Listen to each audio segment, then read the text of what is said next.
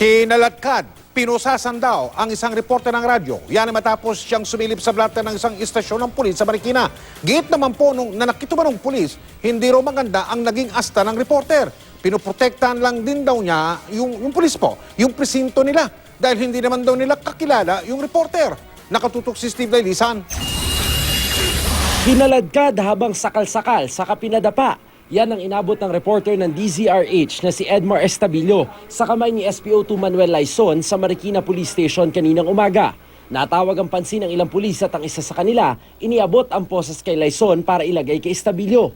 Maya-maya, dinala ng pulis ang radio reporter sa loob ng opisina pero mukhang tuloy pa rin ang tensyon hanggang doon. Kwento ni Estabillo, pumunta raw siya sa presinto para tumingin ng blotter para mag-check ng pwedeng ibalita. At dahil wala raw tao sa lugar, binuklat niya ang libro ng blotter. Doon na siya sinita ni Laison.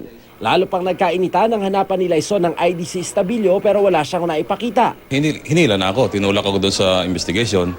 Hinila ako. Tapos nandun siya, kukunin ko yung cellphone. So cellphone ko na sa mobile. Ginawa niya ako, hinatak-hatak na niya ako. Binalya niya ako, sinakal. Tapos sinakal ako, pinusasan, and then pilit niya inaagaw yung cellphone na. Pero ayon kay Laison, hindi ko kayo kilala. Ako siguro kilala niya, may minipilt ako. Hindi ko alam na paano. Dapat may ID kayo, sir, para hindi kayo nahaharang. Ba't ako mag-ID sa'yo? Hindi ako nag-ID. Sinuduro niya ako. Pinukunan ko siya ng details. Binibidyo niya ako. Pinobfuscate ko yung Nagkaroon kami ng konting pambuno. Kinuha ko. Nilagay ko naman sa harap niya. gusto lang din daw nilang protektahan ng presinto lalo't hindi raw nila kilala ang reporter. Dahil sa insidente, kinasuhan ni Laison ng radio reporter ng unjust vexation, direct assault at simple disobedience at na-inquest na siya.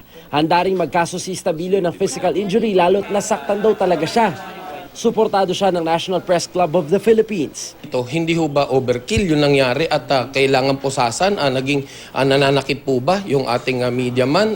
Ito po ba nanggugulo, nagwawala? Hindi naman po siguro. Ilang mamahayag din daw ang nakaranas dati ng umano'y pambabastos ni Laison.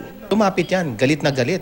Bakit daw nakikialam ako? Bakit umano ako doon? Umupo ako doon? Siyempre, titingin ng blatter. Hindi daw trabaho niyan. Parang bahay daw na dapat pag walang tao, huwag pumasok. Sabi ko, ibang sitwasyon naman ito. Police to, public record to, dapat buklatin yung blatter. Nasa Eastern Police District na ang kaso ni Laison. May relief order na po si SPO2 Laison para hindi niya po ma-impluensyahan yung investigasyon. Steve Dailisa, Nakatutok, 24 Oras.